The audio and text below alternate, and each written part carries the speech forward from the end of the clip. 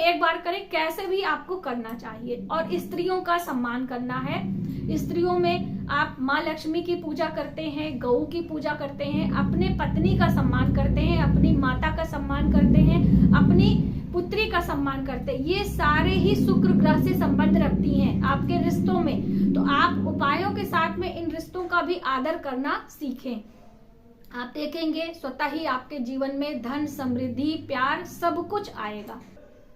नमस्कार, welcome to my channel. मैं हूं मनीषा। दोस्तों, आज के वीडियो उन सभी पति पत्नियों के लिए है जिनके आपसी रिश्ते मधुर नहीं है, संबंधों में मिठास नहीं है, हमेशा कलह क्लेश होता है, घर में एक उग्रता की जो है माहौल बना रहता है। तो आपको कुछ एक बातों पर ध्यान देते हुए कुछ एक उपाय करने हैं। आज से ही आप छोटी छोटी बातों पर ध्यान देना प्रारंभ करें और इन उपायों को करते हैं तो आपके जीवन में निश्चित ही समृद्धि भी आएगी और रिश्तों में मधुरता भी आएगी। देखिए, प्रॉपर तरीके से तो बर्थ चार्ट का आकलन करके ही पता लगाया जा सकता है कि आपके संबंधों में लड़ाई झगड़े का जो कारण है वो क्या है। अब कारण हमें नहीं पता है, बहुत सारे कारण हो सकते हैं कि पैसे की तंगी के कारण लड़ाई हो रही है, या फिर ससुराल वालों का इंटरफेयर बहुत ज्यादा है, चाहे लड़की तरफ से हो चाहे लड़के तरफ से हो, उससे भी लड़ाई झगड़े का माहौल क्रिएट होता है, या फिर पति पत्नी के बीच में कोई तीसरा आ जाता है तो भी लड़ाई झगड़े का कारण बनता है, या फिर पति पत्नी एक दूसरे का सम्मान नहीं करते हैं, उस स्थान पर भी लड़ाई झगड़े का कारण बनता है। तो कारण कुछ भी हो, आपको कुछ एक बातों पर ध्यान देते हुए जो मैं आपको उपाय बताने वाली हूँ उन उपायों को करना है। लेकिन उसके पहले थोड़ा सा आपको समझना होगा अपने ग्रहों को भी, और उसको ध्यान में देते हुए यदि आप इन उपायों को करेंगे तो आप अच्छे तरीके से अपने जीवन में मिठास ला सकते हैं और इन लड़ाई झगड़ों से दूर हो सकते हैं। देखिए, जो हमारे वैवाहिक जीवन का प्रमुख ग्रह होता है जिसकी वजह से हमारा विवाह होता है वो है गुरु ग्रह बृहस्पति, जो कि अक्सर हम आपके साथ शेयर करते हैं। गुरु ग्रह बृहस्पति के कारण ही हमारा विवाह तय होता है और विवाह होने का योग बनता है। और वहीं पर गुरु ग्रह बृहस्पति के साथ में जब शुक्र हमारा आ जाता है तो हमारा वैवाहिक जीवन अच्छे से चलता है, सुखमय होता है, यानी कि पति पत्नी के संबंधों में मधुरता और मिठास आती है और हमारा वैवाहिक जीवन बहुत ही खुशहाल तरीके से आगे बढ़ता है, चाहे वो स्त्री का हो या पुरुष का हो। सबसे ज्यादा पुरुषों में यदि शुक्र ग्रह खराब होता है तो भी घर में कलह क्लेश होती है और उन्हें पत्नी सुख मिलने में परेशानी आती है। तो देखिए, पुरुष भाई को भी बहुत सारी प्रॉब्लम होती है, वो कह नहीं पाते हैं, और बहुत सारी पत्नियों को भी बहुत सारी प्रॉब्लम आती है। तो आप दोनों ही ये उपाय कर सकते हैं, ठीक है। तो आपको अपने बेडरूम को चेक करना है और कुछ एक चीजों को आज से ही हटा देना है। जैसे कि बहुत सारे घरों में बेडरूम में जो बेड बॉक्स बना होता है उनमें बहुत सारी धारदार नुकीली चीजें, यानी कि लोहे की खराब इलेक्ट्रॉनिक चीजें रखी होती हैं जिनका कोई इस्तेमाल नहीं है, वो बेड बॉक्स में बंद करके रख दी जाती हैं। आज से ही आपको उन्हें निकालकर बाहर फेंकना है, कबाड़ी को देना है, हटा देना है। नुकीली, धारदार या फिर खराब इलेक्ट्रॉनिक का सामान अपने बेड बॉक्स में नहीं रखना है। बेड बॉक्स में सिर्फ कपड़े से संबंधित चीजें आपको रखनी है, चाहे वो रजाई गद्दे हों, चाहे आपके ऊनी कपड़े हों, चाहे आपके या बच्चों के कपड़े हों, वही चीजें आपको बेड बॉक्स में रखनी है। बेड के नीचे जूते, चप्पल या फिर झाड़ू आदि नहीं रखना चाहिए, इससे भी घर में कलह क्लेश का योग बनता है, ठीक है। घर में जो आपका बेडरूम है उनमें कुछ एक तस्वीरों को भी नहीं लगाना चाहिए। मैंने इसके पहले एक वीडियो भी दी है इसके लिए, पता नहीं आप सभी ने वो देखी कि नहीं देखी है। अपने बेडरूम में अपने पूर्वजों की, अपने माता पिता की या फिर अपने एडल्ट बच्चों की भी पिक्चर नहीं लगानी होती है। अपने बेडरूम में सिर्फ छोटे बच्चों की पिक्चर या फिर हम कह लें अपने विवाह की पिक्चर, और वहीं पर राधा कृष्ण की पिक्चर आपको लगानी चाहिए। राधा कृष्ण की पिक्चर कौन सी मुद्रा होनी चाहिए वो भी समझ लीजिए, इससे भी बहुत प्रभाव आता है। आपको राधा और कृष्ण की एक पिक्चर आती है जिसपे राधा कृष्ण एक दूसरे को प्यार भरी निगाहों से देख रहे होते हैं। इस पिक्चर को अपनी पूर्व दिशा की वॉल पे आप लगा सकते हैं, पश्चिम दिशा की वॉल पे लगा सकते हैं, या फिर उत्तर दिशा की वॉल पे लगा सकते हैं। इन तीनों दिशाओं में कहीं भी आप रख सकते हैं। आपके रिश्तों में मधुरता लाने के लिए बहुत ही शुभ परिणाम इस पिक्चर से मिलते हैं, ठीक है। अब आपके रिश्तों में दरारें क्यों आ रही है, उस कारण को आप जानने का प्रयास करें कि आपके पति पत्नी के बीच में कोई तीसरा आ रहा है या फिर धन की दिक्कत आ रही है। देखिए, जब शुक्र खराब होगा तो आप अपनी पत्नी का सम्मान नहीं करेंगे, आपको अपने पत्नी का सुख नहीं मिलेगा, आपको धन की तंगी आएगी और आपका वैवाहिक जीवन ऐसा लगेगा कि अभी टूटेगा तभी टूटेगा।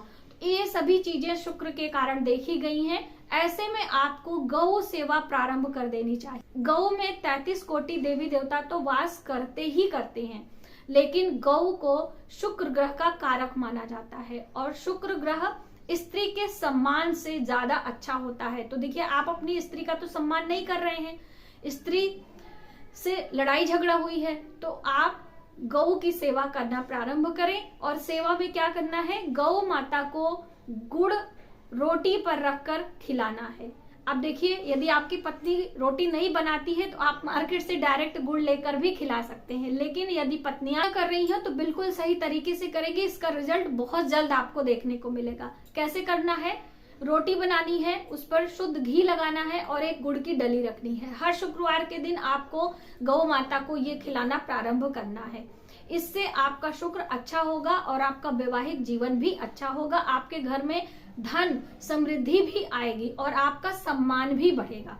तो ये बहुत ही अच्छा उपाय है, आप इसे करें। और दूसरा, वहीं पर आप सूर्य देव को जल देना प्रारंभ करें। सूर्य देव को जल कैसे देंगी, अपने जल वाले मतलब जो सूर्य देव को जल देने के लिए आप रेडी करेंगी, उसमें गुड़ की डली, थोड़ा सा मीठा गुड़ जल आप देंगी तो आपके लिए ज्यादा अच्छा होगा। गुड़ का इस्तेमाल करें और तांबे के लोटे का इस्तेमाल ना करें, क्योंकि जब हम तांबे के लोटे का इस्तेमाल करते हैं उसमें मीठा नहीं डालते हैं।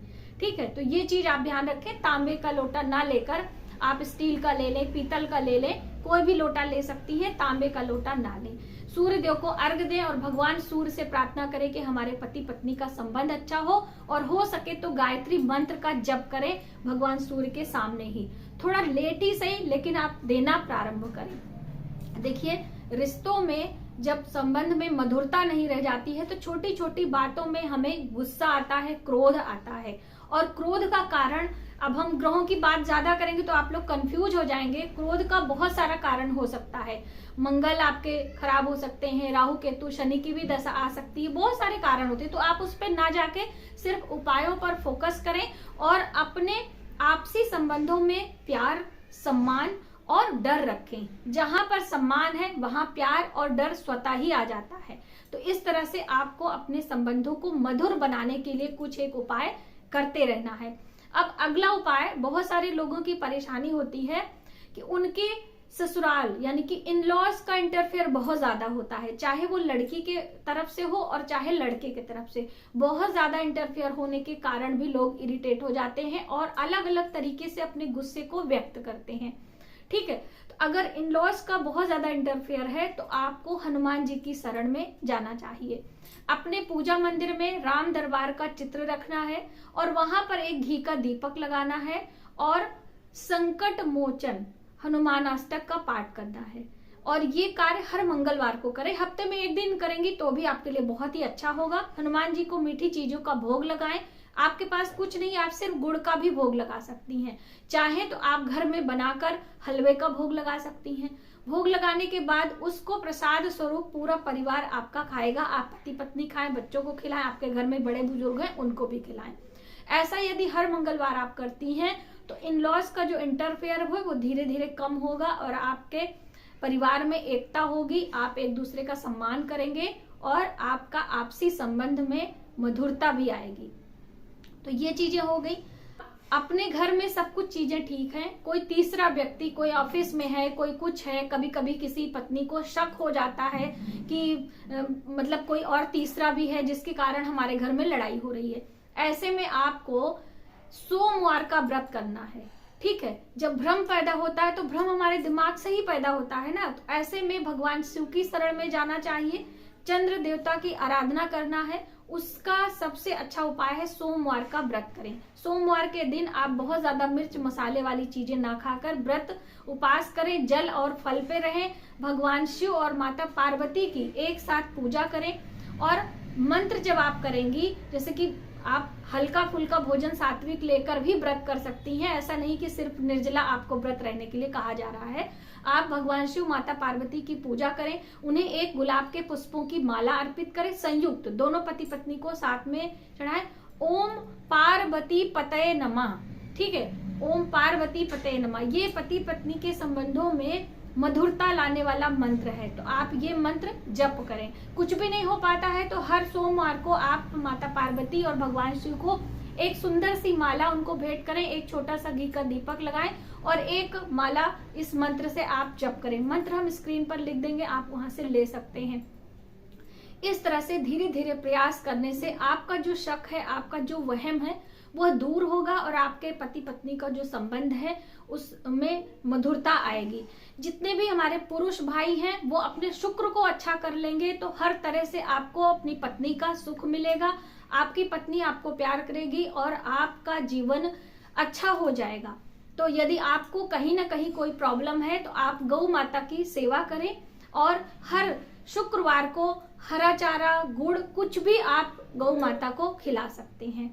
इस तरह से यदि आप करते हैं तो आपके जीवन में मधुरता आती है, आपके जीवन में मिठास आती है। और यदि आपकी पत्नी बीमार रहती है तो अपने पत्नी के वजन के 10वें हिस्से के बराबर आपको हरा चारा भी दान करना चाहिए।